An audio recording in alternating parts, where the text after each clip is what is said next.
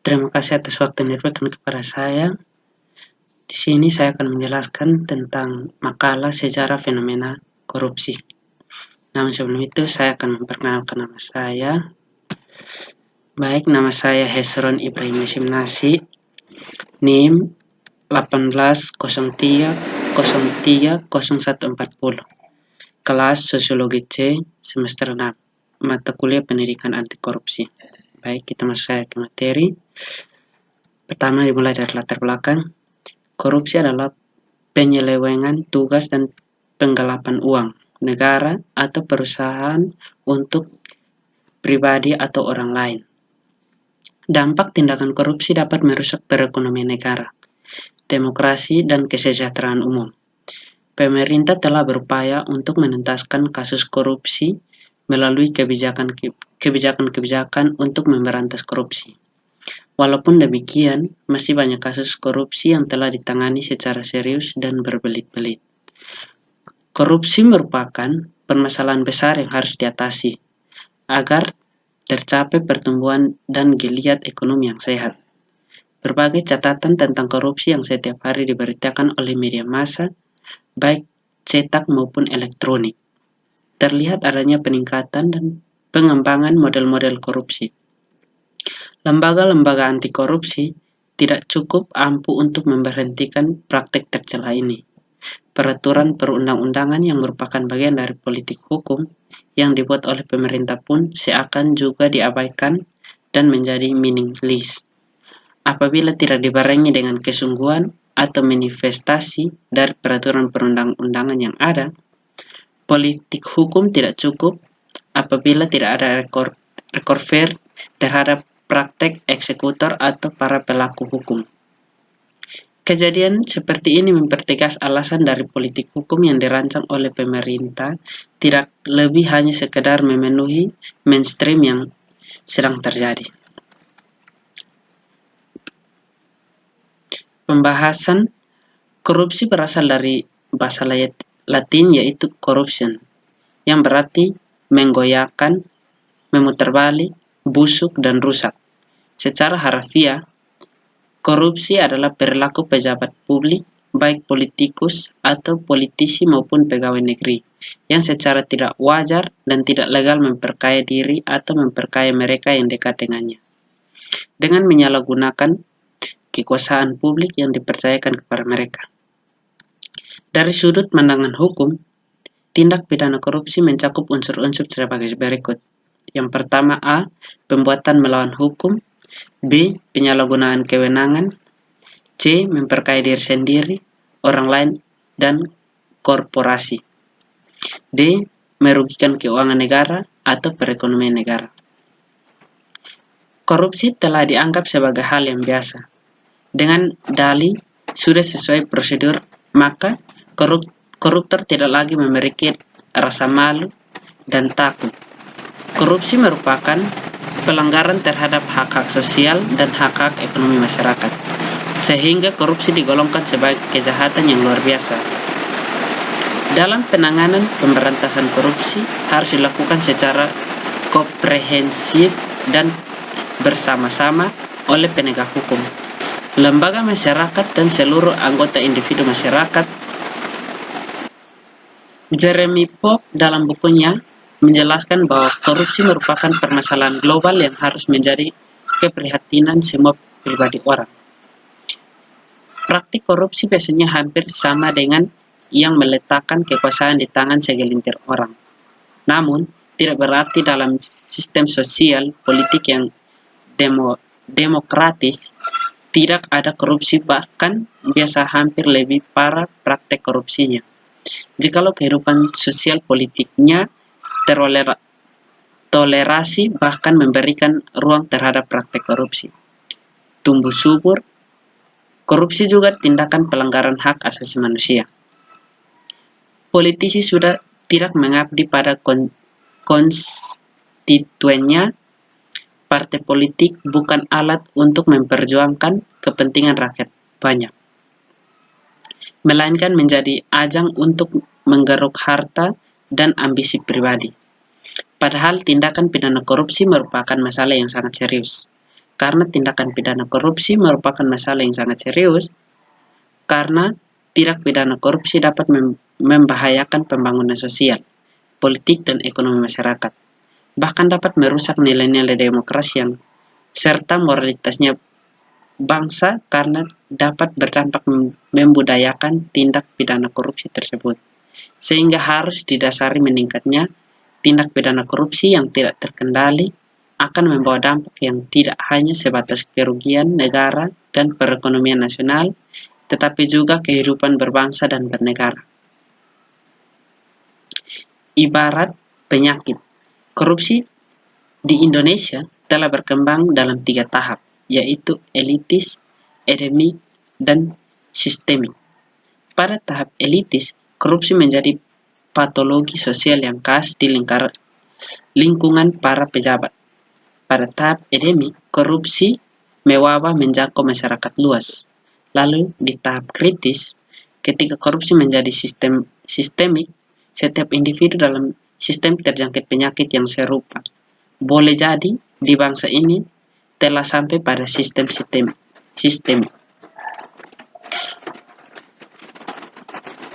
Korupsi di Indonesia telah membawa disharmonisasi politik, ekonomi, sosial, bahkan bisa sebuah budaya baru di negeri tercinta ini.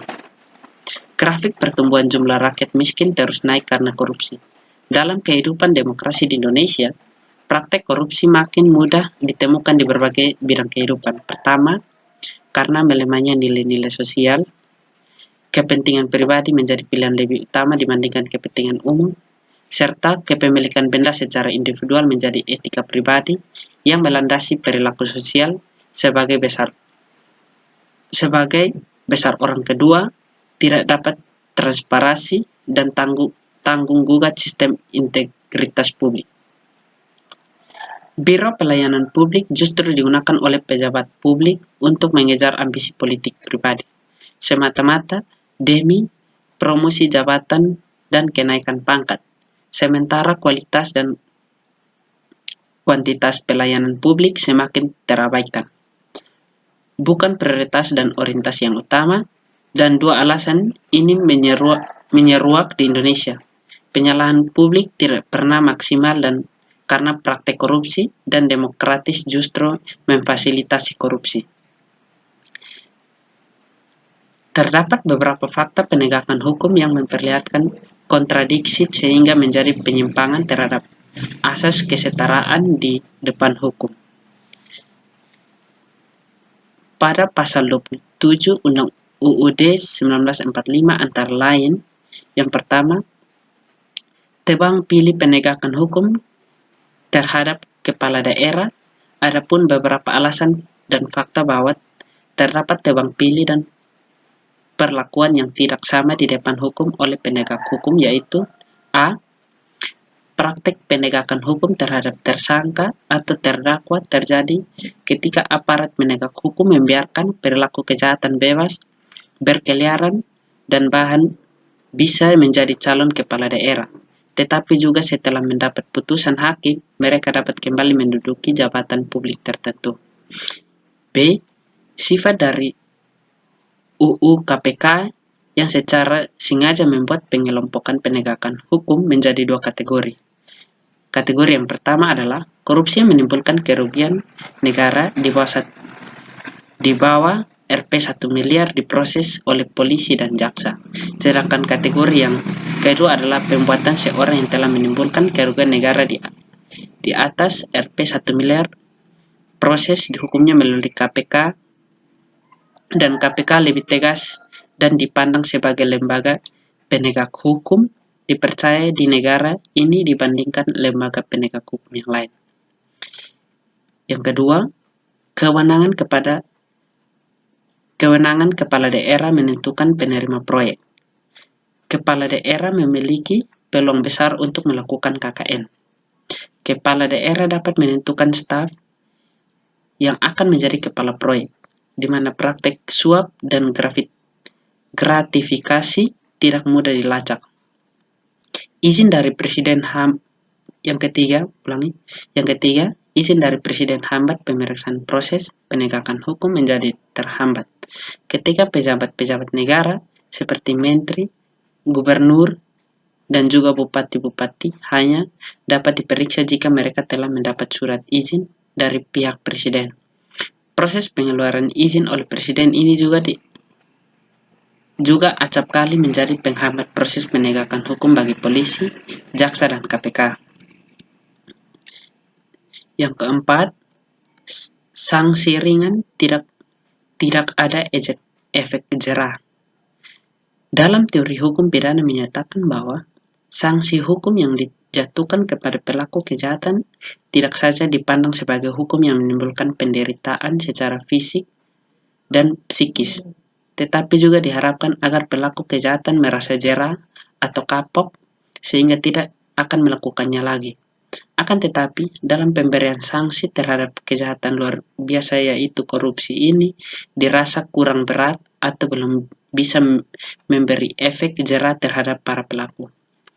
Lembaga Pemantau Korupsi di Indonesia mencatat bahwa sepanjang 2009 dari 154 koruptor yang diajukan ke meja hijau, lebih dari separuhnya divonis hukuman ringan oleh majelis hakim. Pil pahit akan pemberantasan korupsi di Indonesia tercermin dari banyaknya koruptor yang divonis hukuman ringan oleh majelis hakim yang menyidangkan perkaranya. Yang kelima, perlindungan whistleblower dan sanksi pelapor. Perlindungan terhadap whistleblower dan sanksi pelapor sangat penting. Akan tetapi, karena kurangnya perlindungan terhadap mereka, maka mereka tidak ada keberanian untuk melaporkan fakta yang sebenarnya. C. Kesimpulan. Korupsi berkaitan dengan kekuasaan, karena dengan kekuasaan itu penguasa dapat menyalahgunakan kekuasaannya untuk kepentingan pribadi, keluarga, dan kelompoknya. Fenomena korupsi di Indonesia sebagai patologi sosial tidak hanya merusak keuangan negara dan potensi ekonomi negara, tetapi juga telah merusak pilar-pilar budaya, moral, politik, dan tanaman hukum dan keamanan nasional. Upaya pemberantasan korupsi di Indonesia masih memerlukan perjuangan besar. Kejahatan korupsi merupakan kejahatan luar biasa yang telah merusak seluruh lapisan masyarakat, sehingga dalam penanganannya juga harus dilakukan cara-cara yang luar biasa secara komprehensif. Penanggulangan korupsi memerlukan kemauan politik dari presiden sebagai kepala negara, serta peran polisi, jaksa, pengadilan, dan KPK yang bersatu memberantas korupsi di Indonesia. Dan saran yang pertama, dilakukan penanaman atau sosialisasi dan internalisasi nilai-nilai anti korupsi atau budaya anti korupsi. Penanaman ini dilakukan melalui proses pendidikan yang terencana, sistematis, dan terus-menerus, dan terintegrasi sejak usia dini hingga ke perguruan tinggi. Selain itu juga dilakukan sosialisasi dan internalisasi kepada seluruh komponen masyarakat dan aparatur pemerintah, baik di pusat dan daerah, lembaga tinggi negara, BUMN, dan BUMD. Yang kedua, upaya penerapan good governance pada entitas pemerintah dengan mempertanggungjawabkan kinerja yang dicapai melalui laporan akuntabilitas kinerja instansi pemerintah dengan melaksanakan praktek-praktek yang sehat. Saran yang ketiga, pemberian sanksi hukum yang dapat memberikan efek jera oleh aparat penegak hukum sehingga para koruptor tidak berkehendak untuk melakukan korupsi kembali. Baik, sekian dari penjelasan saya. Mungkin ada kesalahan kata, mohon dimaafkan. Sekian dan terima kasih.